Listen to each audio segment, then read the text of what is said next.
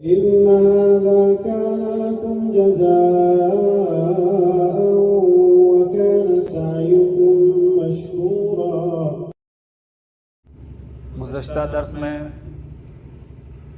علم الحدیث مصطلح الحدیث کے تعلق سے کچھ گفتگو ہوئی، چند چیزیں آپ سب حضرات کے سامنے رکھی گئی۔ آج کی گفتگو اسی کے آگے جو چیزیں باقی رہ گئی تھی اسی کو آگے بڑھاتے ہوئے آج کی گفتگو ہوگی۔ اس سے پہلے کہ میں اپنے موضوع پہ بات شروع کروں، پہلے کچھ چیزوں کا جان لینا ہمارے لیے بہت زیادہ ضروری ہے علم حدیث کے تعلق سے۔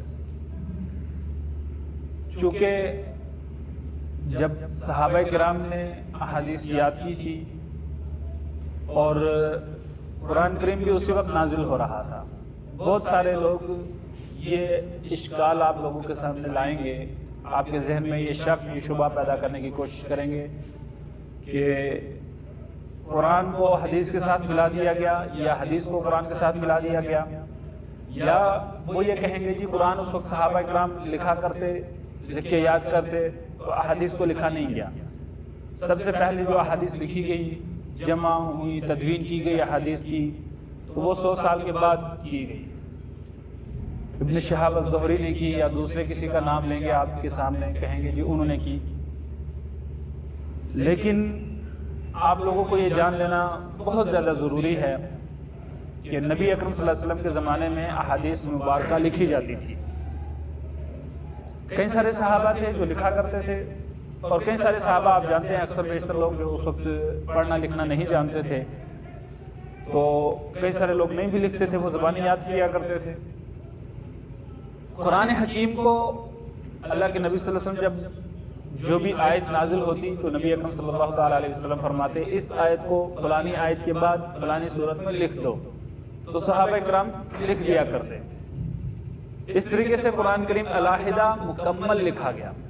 بلکہ کئی سارے صحابہ اس وقت یہ بھی کہتے کہ ایک صحابی کی یہ روایت مشہور ہے، معروف ہے، کہ انہوں نے کہا کہ نبی صلی اللہ علیہ وسلم کبھی غصے میں ہوتے ہیں، کبھی دکھ میں ہوتے ہیں، تو جو بھی بات آپ ان سے سنیں وہ نہ لکھا کرو، کبھی غصے میں ہوتے ہیں۔ لیکن نبی اکرم صلی اللہ علیہ وسلم کو جب یہ بات پتہ چلی تو نبی صلی اللہ علیہ وسلم نے قسم کھا کے کہا کہ اللہ کی قسم میں غصے میں ہوں یا جو بھی دین کی جب بات آتی ہے تو میرے زبان سے سوائے حق کی اور کوئی بات نہیں نکلتی، کیونکہ اللہ رب العالمین نے قرآن کریم میں یہ وعدہ فرمایا ہوا ہے کہ دین کے معاملے میں نبی صلی اللہ علیہ وسلم اپنی مرضی سے کوئی بات نہیں کرتے۔ وما ينطق عن الهوى ان هو الا وحی یوحی، کہ اپنی مرضی سے کوئی بات نہیں کرتے مگر جو عرش مجید والا وحی کر دیتا ہے نبی صلی اللہ علیہ وسلم پر۔ اسی طریقے سے ایک اور صحابی ہیں، وہ گاؤں سے آتے ہیں، اللہ کے نبی صلی اللہ علیہ وسلم سے کچھ مسئلے پوچھتے ہیں اور پھر لکھنے کی ڈیمانڈ کرتے ہیں کہ مجھے لکھ کے یہ چیزیں دے دی جائیں، تو نبی اکرم صلی اللہ علیہ وسلم فرماتے ہیں اکتبوا لابی شاہ، اس ابی شاہ کے لیے آپ یہ چیزیں لکھے اس کو دے دو۔ اسی طریقے سے عبداللہ ابن عمرو بن العاص رضی اللہ تعالی عنہ حدیثیں لکھا کرتے تھے، نبی صلی اللہ علیہ وسلم کی احادیث مبارکہ جو سنتے وہ لکھا کرتے تھے۔ تو علی رضی اللہ تعالیٰ عنہ کا ایک صحیفہ تھا جس میں علی رضی اللہ تعالیٰ عنہ نے چند احادیث لکھی ہوئی تھی۔ اسی طرح سے اور بھی صحابہ کرام اپنے اپنے طور پہ کوئی حفظ کر کے، کیونکہ حفظ کے دو طریقے تھے، نبی صلی اللہ علیہ وسلم کی کلام کو، احادیث مبارکہ کو اور قرآن مجید کو محفوظ کرنے کے اس زمانے میں دو ہی طریقے تھے۔ ایک طریقہ تھا حفظ الصدور، سینوں کے اندر کیا کر لینا، محفوظ کر لینا، حفظ الصدور کہتے ہیں، سینے کے اندر محفوظ کر لینا، یعنی زبانی یاد کر لینا۔ اور دوسرا ہے حفظ السطور، کاغذوں میں لکھ کے، ورقوں میں لکھ کے، صحیفوں میں لکھ کے اپنے پاس محفوظ کر لینا۔ یہ دو طریقے تھے، اور ان دونوں طریقوں سے قرآن کریم بھی محفوظ کیا گیا اور نبی اکرم صلی اللہ علیہ وسلم کی احادیث مبارکہ بھی محفوظ کی گئی۔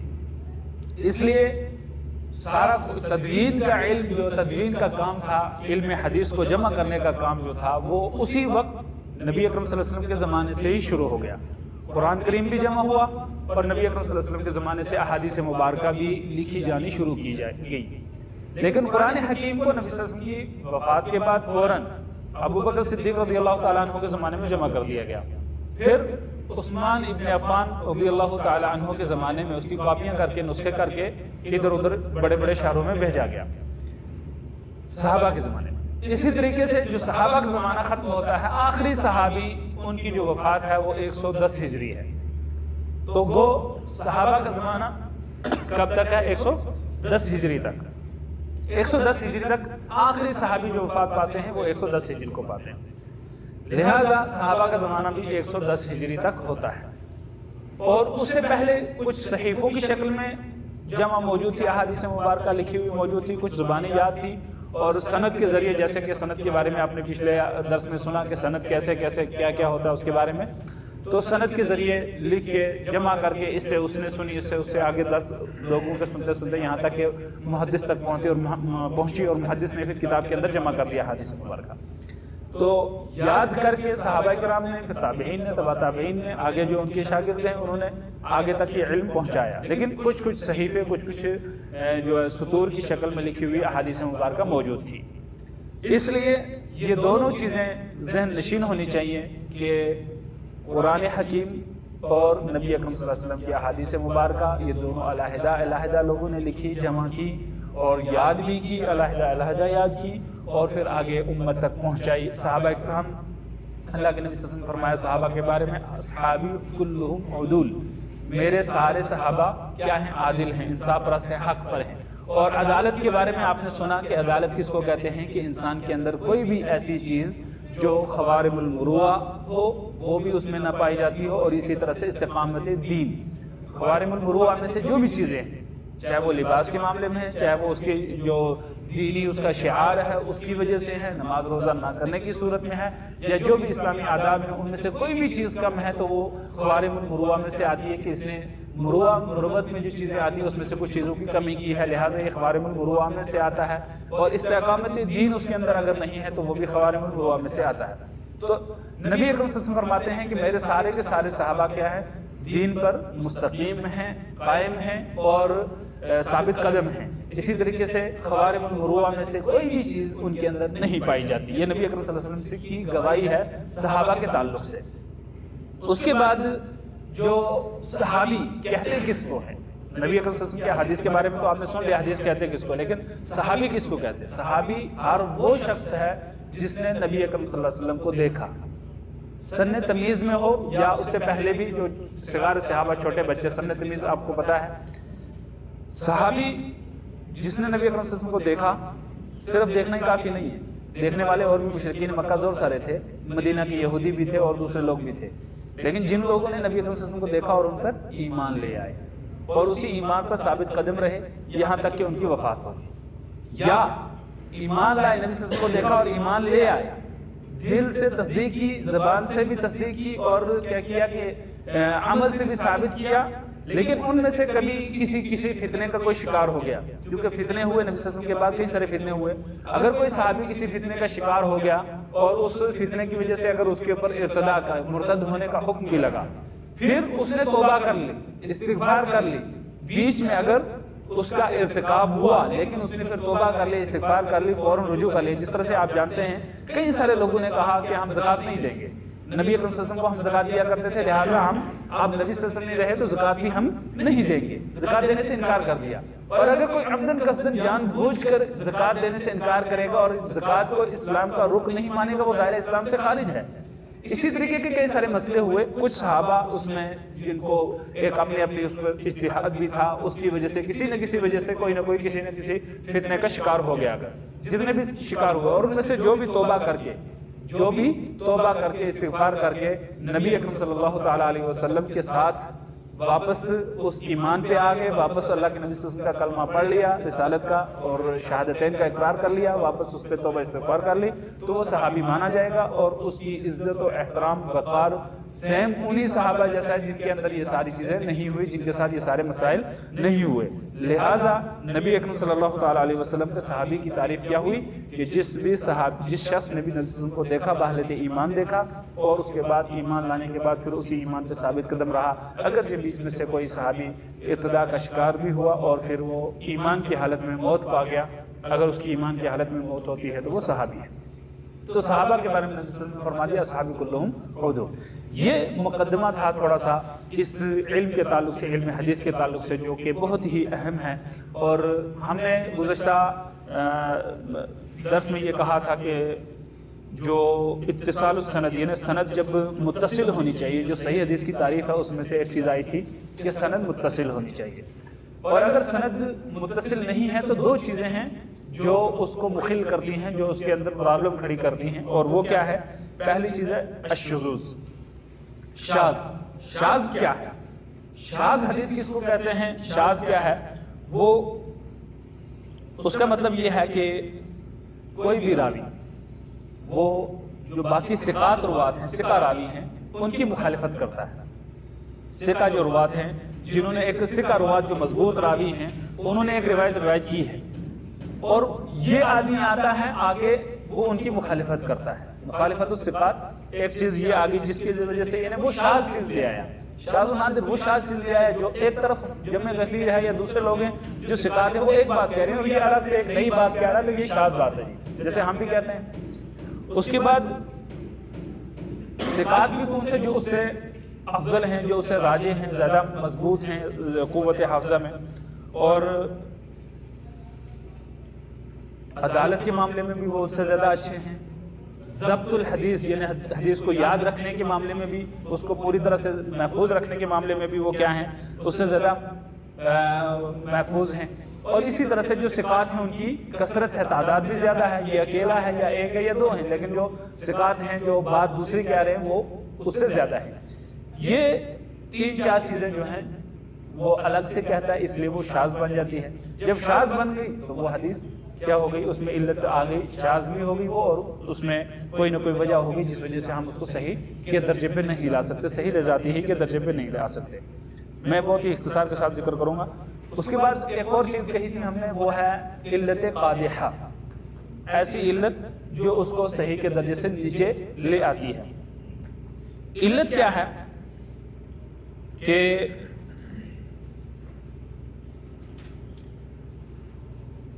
ہمیں بحث تمحیص کے بعد یہ پتہ چلتا ہے کہ جب تحقیق کرتے ہیں کہ بھئی اس کے اندر کوئی نہ کوئی علت ہے، کوئی کمی ہے راوی کے اندر یا متن کے اندر، یا جو مروی بیان کر رہا ہے، جس سے بیان کیا جا رہا ہے، شاید جو بیان کر رہا ہے وہ ٹھیک ہے، لیکن جس سے بیان کر رہا ہے، جس سے بیان ہو رہی ہے حدیث، اس میں کوئی نہ کوئی کمی پائی جا رہی ہے، اور اس کی وجہ سے اس کو کیا کیا جائے گا کہ وہ علت مانی جائے گی۔ اور اگر ایسی علت ہے جیسے کوئی راوی جو ہے، راوی فاسق ہے، کیا ہے؟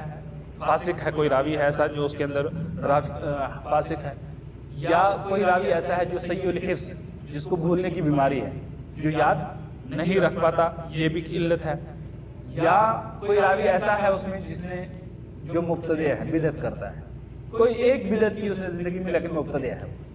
میں نے آپ کو کہا تھا کہ کس قدر احتیاط کیا علماء محدثین کرام نے، کئی سارے علماء محدثین، یہاں تک کہ اگر کوئی حافظ قرآن نہیں ہوتا تھا تو اس سے بھی روایت لینے سے وہ گریز کرتے تھے، کئی سارے محدثین، کہ یہ حافظ قرآن نہیں ہے۔ تو یہاں سوچئے کہ اگر مبتدع ہے، دین کے اندر نئی چیز گھسیڑ دینے والا شخص ہے، کوئی ایسی چیز ایجاد کر رہا ہے دین کے اندر جو دین کا حصہ ہے ہی نہیں، تو اس کی بات کو کیسے محدثین کرام قبول کریں گے؟ اس کی بات کو محدثین کرام کیسے قبول کریں گے؟ تو اس لیے اس کے اندر یہ عیب پایا جا رہا ہے کہ وہ مبتدع ہے، بدعتی ہے۔ تو بدعتی کی بات انہوں نے یعنی کہ علم حدیث کے معاملے میں، حدیث کے معاملے میں قبول نہیں کی۔ تو لہٰذا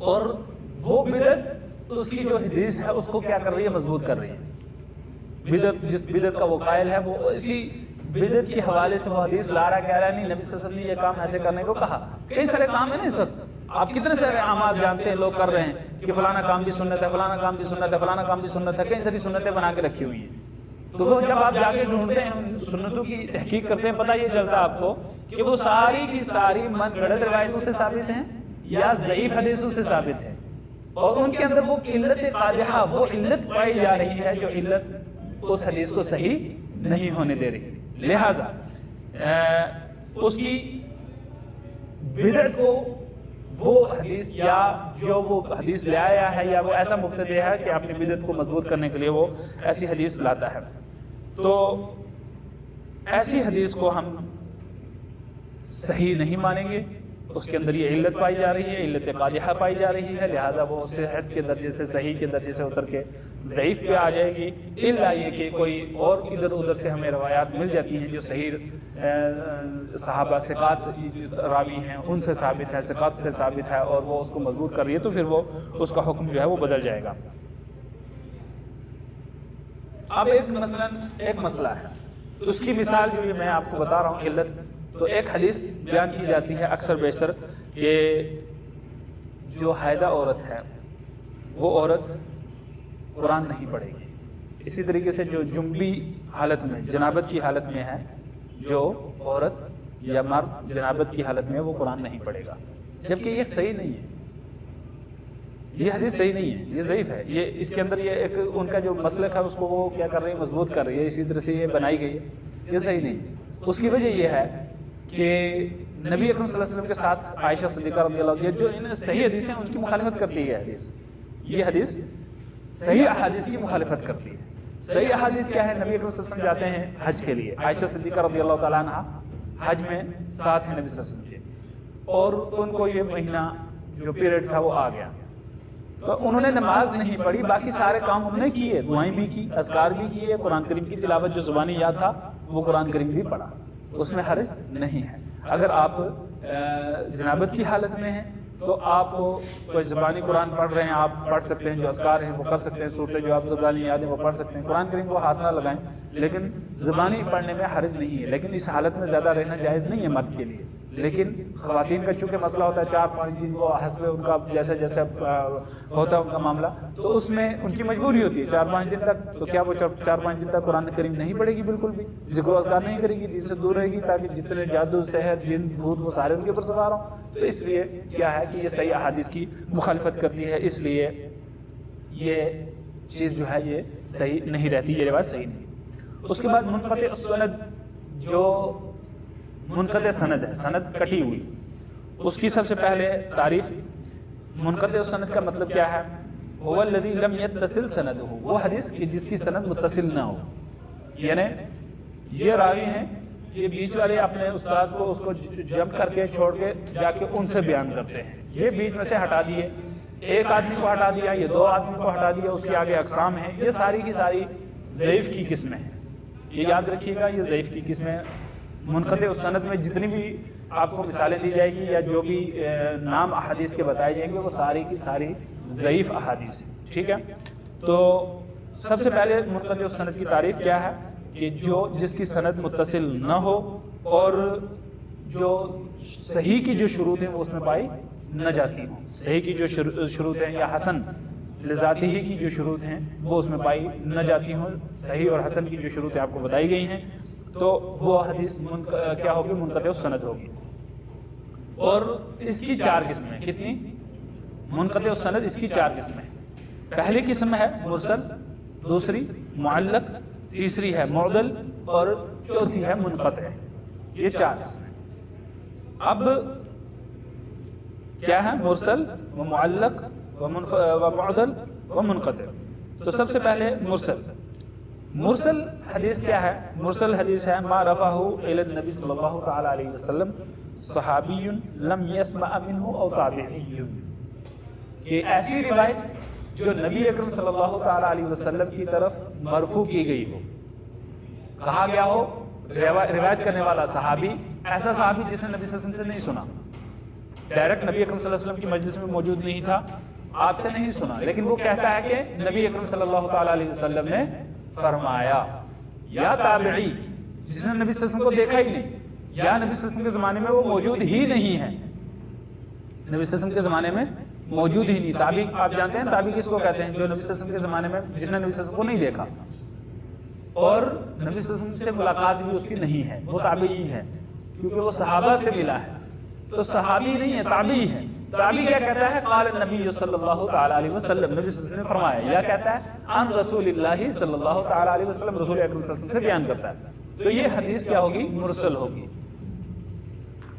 اور معلق حدیث وہ ہوتی ہے جس کے اسناد کے شروع میں، جو سند ہے، سند کے شروع میں کیا کیا گیا ہو کہ ایک راوی کو حذف کر دیا گیا. ما حذف اول اسنادہ، اسناد کے شروع میں ایک راوی کو حذف کر دیا گیا، وہ معلق ہے.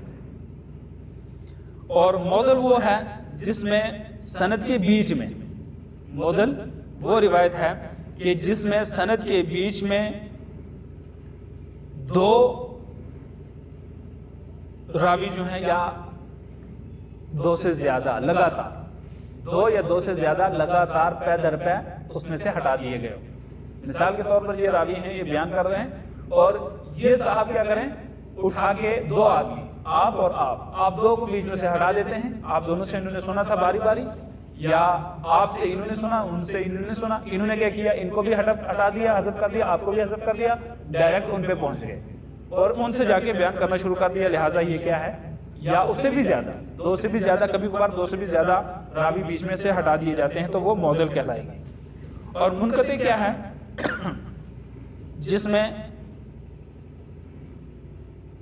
لگاتار نہیں. یہ معضل میں فرق دیکھیے، منقطع اور معضل میں فرق کیا ہے. منقطع اور معضل میں فرق یہ ہے کہ معضل میں لگاتار پے در پے ایک، دو اور تین، یا ایک اور دو راویوں کو بیچ میں سے اس نے ایک کے بعد دیگرے ہٹا دیا. لیکن معلق میں ایسا نہیں ہوتا. معلق میں دو یا دو سے زیادہ راوی حذف کیے ہوتے ہیں، لیکن پہلے ایک راوی یہاں سے حذف کر دیا، ایک وہاں سے جا کے حذف کر دیا، بیچ میں سے دو لے لیے. اس طریقے سے جو ہے معلق میں راوی، معلق میں منقطع میں چوتھی جو چیز ہے معلق منقطع میں کیا ہے کہ سند کے بیچ میں دو راوی یا اس سے زیادہ، لیکن الگ توالی پے در پے لگاتار یک کے بعد دیگرے اس میں حذف نہ کیے گئے ہوں، بلکہ بیچ میں سے حذف کیے گئے ہوں. یہ ہے منقطع روایت. اس کے بعد ایک مسئلہ اور ہے علم حدیث میں، وہ مسئلہ ہے تدلیس کا. تدلیس کرتے ہیں، کئی سارے روات ہیں وہ تدلیس کرتے ہیں. تدلیس کا مطلب کیا ہے؟ تدلیس کا مطلب اور تدلیس کی قسمیں. تدلیس کا مطلب اور اس کی قسمیں.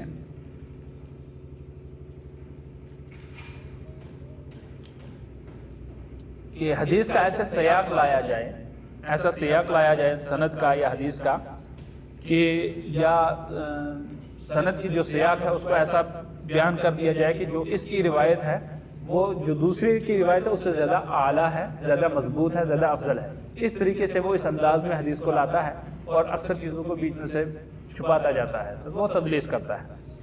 اس کی دو قسمیں ہیں، تدلیس الاسناد، اسناد کے اندر بھی تدلیس ہوتی ہے، اور تدلیس الشیوخ، جو شیخ ہے اپنے شیخ کو ہی ہٹا دیتا ہے.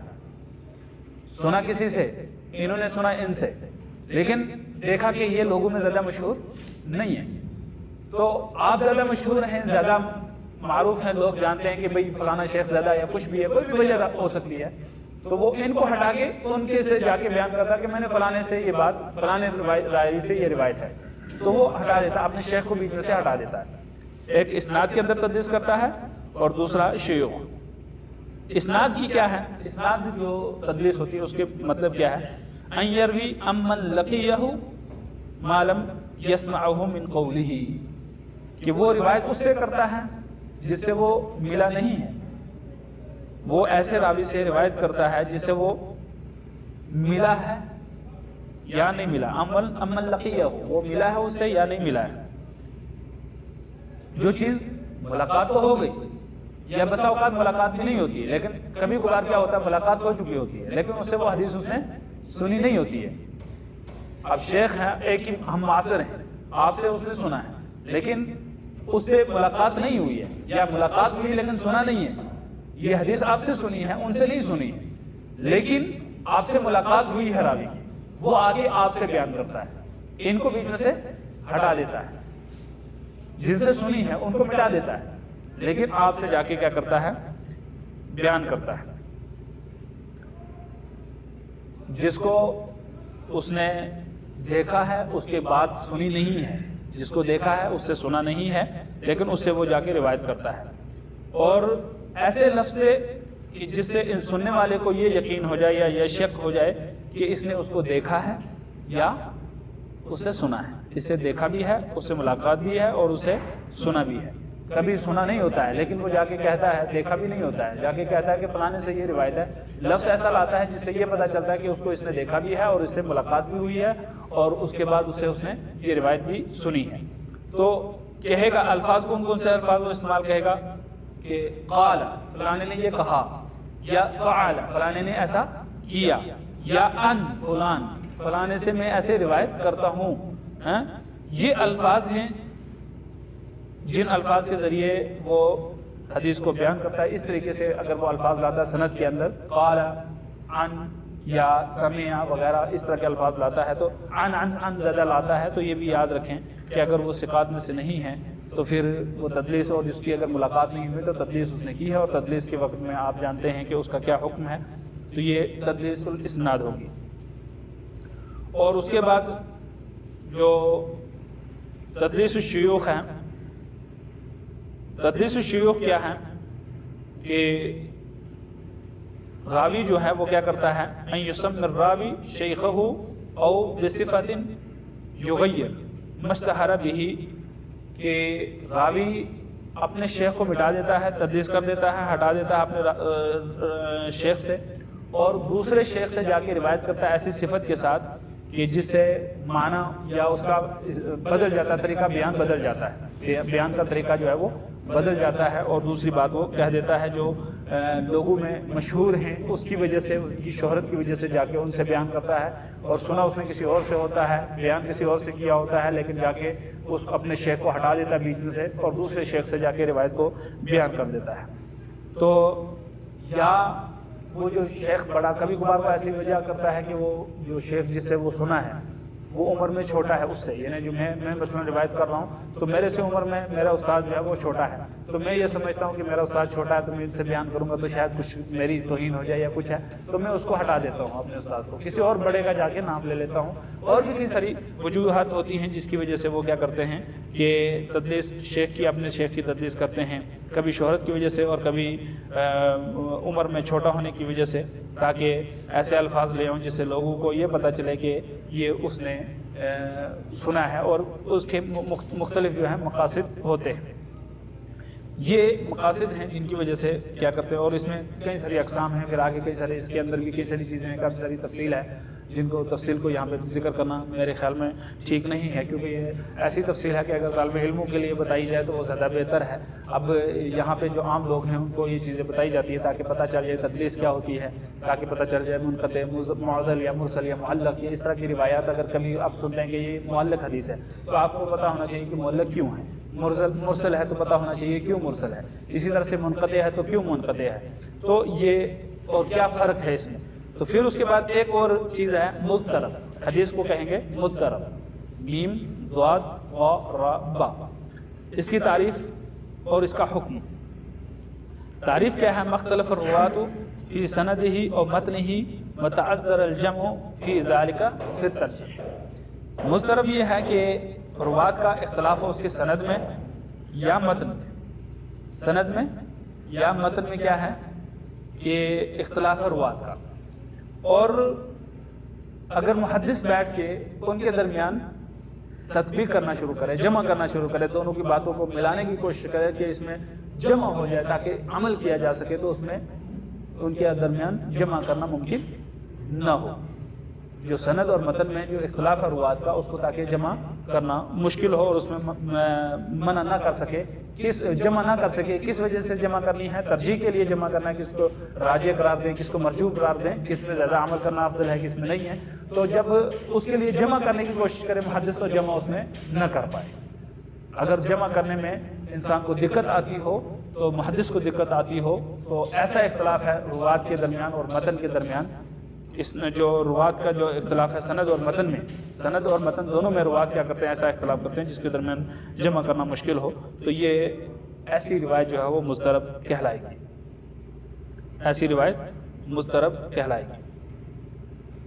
اور اگر اس میں ترجیح ممکن ہو تو پھر وہ الگ معاملہ ہے۔ تو ایسی روایتیں کئی دفعہ جو ہیں وہ ضروری نہیں ہے کہ ضعیف ہو، لیکن یہ یاد رکھیے کہ نبی اکرم صلی اللہ علیہ وسلم کی جتنی بھی احادیث ہیں، نبی اکرم صلی اللہ علیہ وسلم کی ایک حدیث دوسری حدیث کی مخالفت نہیں کرتی ہے۔ کبھی کبھار ایسا ہوتا ہے کہ کوئی حکم ہوتا ہے نبی صلی اللہ علیہ وسلم کا آپ دیکھیں گے ایک حکم اس طرح یہ کام کرنے کا ہے اور کبھی دیکھیں گے کوئی کام نہ کرنے کا حکم ہے، تو اس میں دیکھا جائے گا کہ وہ پہلا جو حکم دیا کام کرنے کا وہ کب دیا تھا، شروع اسلام میں دیا تھا یا آخر اسلام میں دیا تھا، شروع میں دیا تھا یا وفات سے کچھ عرصہ پہلے دیا تھا۔ اگر وفات سے کچھ عرصہ پہلے وہ حکم دیا کام کرنے کا تو وہ آپ کریں گے۔ کبھی کبھار کیا ہوتا ہے ایک ہی حدیث میں دو ہی چیزیں پائی جاتی ہیں، تو وہاں پہ تو اختلاف کی کوئی بات ہی نہیں ہے، اختلاف کسی قسم کا نہ سند میں نہ متن میں نہ کچھ ہے۔ جیسے نبی صلی اللہ علیہ وسلم فرماتے ہیں کنت نہیتکم عن زیارت القبور، میں نے تمہیں قبروں کی زیارت کرنے سے منع کیا، فزوروها، آپ اس کی زیارت کرو۔ شروع اسلام میں منع کیا، یہ ایک ہی حدیث ہے، یہ الگ الگ نہیں ہے۔ اگر کوئی کیا کرتا ہے الگ کرتا ہے اس حدیث کو، آدھا ٹکڑا لیا تھا، آپ پہلے دیکھیں گے روایت کو، جتنے بھی احادیث ہیں آپ ان کو جا کے جمع کریں گے، دیکھیں گے کہ بھائی یہ ایک ہی روایت کو توڑ کے جمع بیان کیا گیا یا الگ الگ دو روایتیں ہیں، دو حدیثیں، یہ آپ دیکھیں۔ اگر آپ کو پتہ چل گیا یہ ایک ہی روایت ہے پھر وہاں پہ سارے اشکال ختم ہو جائیں گے۔ لیکن اگر وہ دو روایتیں ہیں الگ الگ، پھر آپ جمع کرنے کی کوشش کریں گے اس کے درمیان۔ اگر جمع ہو گیا تو مسئلہ حل ہو گیا، اگر جمع نہیں ہوا ان کے درمیان اختلاف ایسا ہے تو یہ یاد رکھیے کہ نبی اکرم صلی اللہ علیہ وسلم کی کوئی بھی حدیث کسی دوسری حدیث کی مخالفت نہیں کرتی ہے، لیکن حکم پہلے دیا ہوگا یا آخر میں دیا ہوگا، اور اس میں راجح وہ ہوگا کہ جو بعد میں حکم دیا نبی صلی اللہ علیہ وسلم۔ پہلے کا حکم منسوخ، ناسخ اور منسوخ، ایک حدیث کے اندر ایک آتا ہے مسئلہ ناسخ اور منسوخ، پہلے جو ہے وہ منسوخ ہو چکی ہے، بعد والا حکم ناسخ ہے۔ اسی طرح سے اللہ رب العالمین قرآن حکیم کے اندر بھی کچھ چیزوں کو پہلے حکم دیا بعد میں اس کو منسوخ کر دیا۔ نبی اکرم صلی اللہ علیہ وسلم کے احادیث کے اندر بھی یہ چیز بکثرت موجود ہے کہ کچھ احکام شریعت میں تھے جن کی اجازت تھی، بعد میں ان سے منع کر دیا گیا، تو ناسخ اور منسوخ کا علم بھی ہونا چاہیے۔ پھر اسی طریقے سے جب جمع ہو گیا، تطابق ہو گیا ان کے درمیان میں، جمع کر لیا تو پھر عمل کیا جائے گا۔ جس طرح مثال کے طور پر ایک روایت ہے کہ نبی اکرم صلی اللہ علیہ وسلم رفع الیدین کانوں کے لوگ کے برابر، یہ جو پردہ ہے اس کے برابر ہاتھ اٹھاتے۔ دوسری روایت ہے بخاری مسلم کی روایت ہے کان یرفع یدیہ حذو منکبیہ، کندھوں کے برابر۔ اب دونوں حدیثیں دو حکم ہیں، اب یہاں تک اٹھاتے تھے یا یہاں تک اٹھاتے تھے، اس میں اشکال کی کوئی ضرورت نہیں ہے۔ ان میں جمع کیے محدثین کرام نے کہ یہ بھی سنت ہے وہ بھی سنت ہے، یہ بھی جائز ہے وہ بھی جائز ہے۔ لیکن اگر آپ بیک وقت دونوں حدیثوں پہ عمل کرنا چاہتے ہیں تو آپ کو کیا کرنا، ہاتھ ایسے انداز میں اٹھانا کہ آدھا ہاتھ آپ کے کندھے کے برابر آ گیا اور یہ جو ہے کنارے آپ کے اس کے کان کے لو کے برابر آ گئے۔ اس طریقے سے آپ نے ہاتھ اٹھایا تو کیا ہو جائے گا کہ آپ کی رفع الیدین بالکل سنت کے مطابق ہو جائے گی۔ دونوں سنتوں پہ آپ نے بیک وقت عمل کر لیا۔ اگر آپ نے اس طرح سے رفع الیدین کی تو آپ نے ایک سنت پہ عمل کیا، اس طرح سے زیادہ اوپر کر کے کی تب بھی آپ نے ایک سنت پہ، لیکن ایسے ہاتھ رکھا کہ جس میں آپ نے دونوں سنتوں پہ عمل کر لیا تو گویا کہ آپ کو بیک وقت دونوں حدیثوں پہ عمل کرنے کا، دونوں سنتوں پہ عمل کرنے کا ثواب ملے گا، لیکن اس میں مخالفت کوئی نہیں ہے۔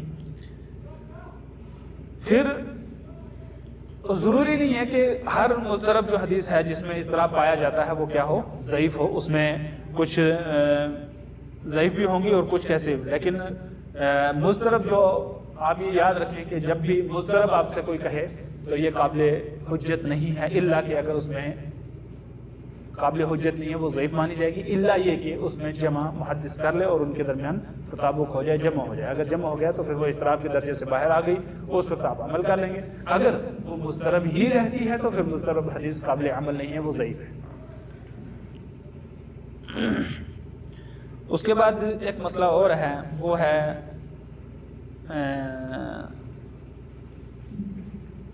ادراج۔ جیسے میں نے پچھلی بار بھی آپ کو، شاید اس وقت کیمرہ بند تھا، تو ادراج کیا ہے، حدیث کے اندر دوسری حدیث کو دمج کر دیا جاتا ہے، ملا دیا جاتا ہے، جیسے میں نے اس کی مثال بھی آپ کو بتائی تھی۔ تو کبھی کبھار متن میں ادراج ہوتا ہے، کبھی سند میں ہوتا ہے، یعنی جو سند ایک صحیح حدیث کی ہوگی اور اس کے اندر جو متن ہے، متن کے اندر کچھ متن کا حصہ ایسا ہوگا جو نبی صلی اللہ علیہ وسلم کا کلام نہیں ہے، کسی راوی کا، کسی محدث کا وہ کلام ہوگا، لیکن سننے والے کو شک ہوا یا اس نے سنا غلط تو اس نے اس کے اندر کیا کر دیا، ملا دیا۔ ایک طرف جمع غفیر ہے جو اس لفظ کو جو اس نے ملایا ہے بیچ میں راوی نے، اس کو وہ بیان نہیں کرتا ہے، دوسرا وہ ایک آدمی ہے وہ بیان کر رہا ہے، وہ لفظ لے آ رہا ہے کہ یہ بھی نبی صلی اللہ علیہ وسلم کا فرمان ہے، جبکہ جو سند دوسری جتنے بھی روات سے وہ سند آئی ہے، سیم حدیث ہے، سیم سند ہے، حدیثیں سیم ہے، لیکن اس کے اندر وہ کلمہ ایک لفظ جو اس نے زیادہ کیا وہ نہیں ہے، تو وہ متن میں ادراج ہے۔ اسی طریقے سے سند میں بھی ادراج کیا جاتا ہے، جو سند کسی اور کی ہے وہ اٹھا کے اس کو لگا دی جاتی ہے، تو یہ ادراج کی قسم ہے۔ تو مدرج حدیث جو ہے وہ آپ کو پتہ ہے کہ وہ نبی صلی اللہ علیہ وسلم کا کلام نہیں ہے. اگر مدرج حدیث مل گئی، آپ کو پتہ چل گیا یہ مدرج ہے، تو وہ بھی قابل عمل نہیں ہے، وہ صحیح نہیں ہے، نبی صلی اللہ علیہ وسلم کی حدیث نہیں ہے. اسی طرح سے ایک کچھ زیادۃ فی الحدیث، تو حدیث کے اندر کیا کرتے ہیں، زیادہ کرتے ہیں، تو اس کی بھی اقسام ہیں. اور پھر آگے موضوع ہے. موضوع کی تعریف بتا دیتا ہوں میں آپ کو، اور کچھ چیزیں میں اس میں سے چھوڑ دیتا ہوں. موضوع کیا ہے، تعریف ہو، اس کی تعریف، حکم ہو، اس کا حکم آپ کو بتانا ضروری ہے. الحدیث المکذوب علی النبی صلی اللہ تعالی علیہ وسلم.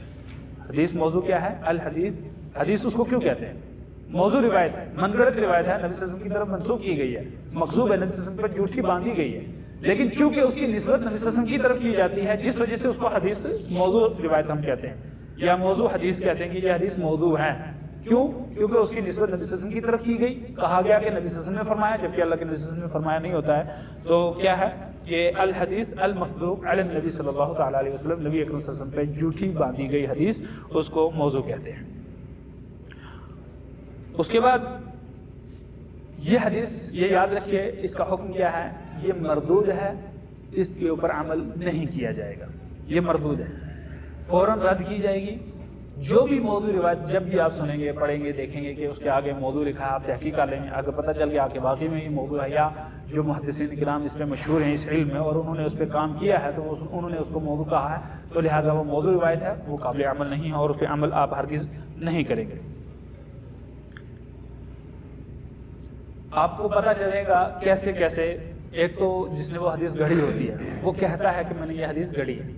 اس کی مثال میں نے آپ کو دی تھی کہ ایک حدیث قرآن کریم کی طرف ترویج دلانے والے، قرآن کریم کی اہمیت دلانے والی سنی ایک راوی نے، کہ یہ ایسے الفاظ تھے کہ جن سے یہ پتہ چل رہا تھا کہ قرآن کریم کی پڑھنے کی کیا اہمیت، کیا فضیلت، قرآن کو لوگوں کی طرف، قرآن کی طرف لوگوں کو مرغوب کرنے کے لیے اس آدمی نے. تو وہ نکلتے ہیں راوی اس کی تحقیق کرنے کے لیے، دور دور کا سفر کرتے کرتے آخر جا کے یمن میں پہنچتے ہیں. تو پتہ یہ چلتا ہے کہ جب جس آدمی سے سب سے پہلے یہ حدیث سنی گئی، تو اس کے پاس پہنچتے ہیں، تو اس سے پوچھتے ہیں کہ بھائی آپ نے کیا اللہ کے نبی صلی اللہ علیہ وسلم سے سنا یا صحابی سے سنا؟ وہ یہ کہتا ہے نہیں، یہ روایت نبی صلی اللہ علیہ وسلم کی نہیں ہے، لیکن ہم نے اس کو اس لیے بیان کیا کہ دیکھا ہم نے کہ لوگ قرآن کی طرف زیادہ متوجہ نہیں ہو رہے ہیں، قرآن کریم کو نہیں پڑھ رہے ہیں، قرآن کے اوپر عمل نہیں کر رہے ہیں. جب ہم نے لوگوں کے اندر یہ کمی پائی، تو ہم نے یہ الفاظ اپنی طرف سے گھڑ کر نبی صلی اللہ علیہ وسلم کی طرف منسوخ کر کے لوگوں میں بھیج دیے، تاکہ لوگ قرآن کی طرف راغب ہو جائیں. مقصد اس کا ٹھیک تھا کہ قرآن کی طرف، لیکن جھوٹ بول کے لگنے سے.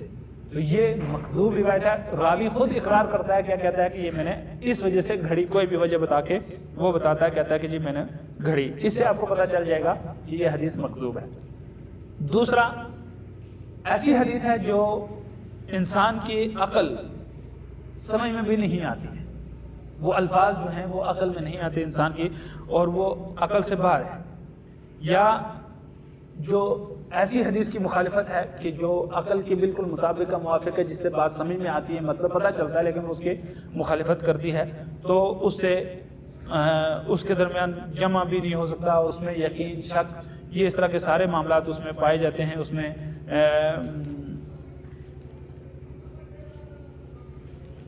یہ روایت بھی، اور یہ بہت سارے قرائن ہیں کہ جن سے آپ جانیں گے کہ یہ روایت موضوع کیوں ہے، اور ان میں سے کہ وہ حدیث جو سالم ہے، عقل کے مطابق ہے، یا عقل میں آ رہی ہے، سمجھ میں بھی آ رہی ہے، اس کا کوئی نہ کوئی حکمت ہو سکتی ہے، لیکن وہ اس طرح کی نہیں ہے، اس کی مخالفت کرتی ہے، تو وہ اس لیے کیا ہے کہ موضوع ہے. یا ایسی حدیث وہ کیا کرتی ہے جس چیز کی ضرورت ہی نہیں ہے، اس کی طرف آپ کو جا کے مخالفت الضرورہ جو ہے، وہ جس کی ضرورت بھی نہیں ہے، معلوم پتہ بھی ہے، تو وہ اس کی طرف توجہ دلوا رہی ہے.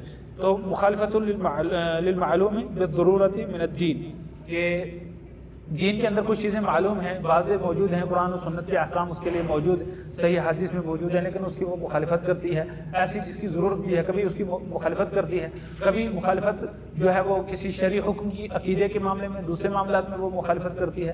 تو جس سے یہ پتہ چلتا ہے کہ یہ کیا ہے، حدیث موضوع ہے. یا جس طریقے سے شہر جو رجب المرجب کا یہ اس وقت مہینہ چل رہا ہے، اس مہینے کے فضیلت کے معاملے میں بہت ساری حدیثیں گھڑی گئی ہیں. یا کسی کوئی آپ دیکھیں گے معاویہ رضی اللہ تعالیٰ عنہ کی شان میں بہت ساری حدیثیں گڑھی گئی. کچھ معاویہ رضی اللہ تعالیٰ عنہ کے چاہنے والے لوگ تھے تو انہوں نے ان کی شان میں حدیثیں گڑھ دی. اسی طریقے سے علی رضی اللہ تعالیٰ عنہ کی شان میں بھی بہت ساری احادیث گڑھی گئی. جو شیعان علی تھے جن سے بعد میں وہ شیعہ بنے بعد میں, تو وہ شیعان علی جو تھے علی رضی اللہ تعالیٰ عنہ کی مدد کرنے والے یا ان کو چاہنے والے, انہوں نے بہت ساری حدیثیں گڑھ دی علی رضی اللہ تعالیٰ عنہ کی تعریف میں.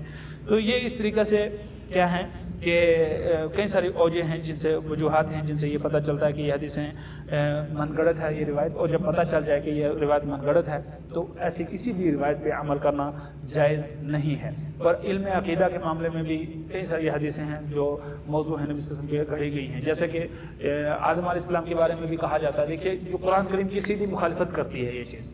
اب کہتے ہیں کہ حدیث صحیح ہے کہ آدم علیہ السلام نے جب غلطی کی تو ان کی توبہ قبول نہیں ہوئی. تو انہوں نے دیکھا کہ عرش کے نیچے لکھا ہوا ہے کیا لا الہ الا اللہ محمد رسول اللہ لکھا ہوا دیکھا, تو ان کا واسطہ دیا, نبی صلی اللہ علیہ وسلم کا واسطہ دیا کس نے؟ آدم علیہ السلام نے. تو آدم علیہ السلام کی کیا ہو گئی؟ توبہ قبول ہو گئی. اور لمبی روایت ہے یہ روایت کافی لمبی روایت ہے, مختصر میں اس میں بتا رہا ہوں.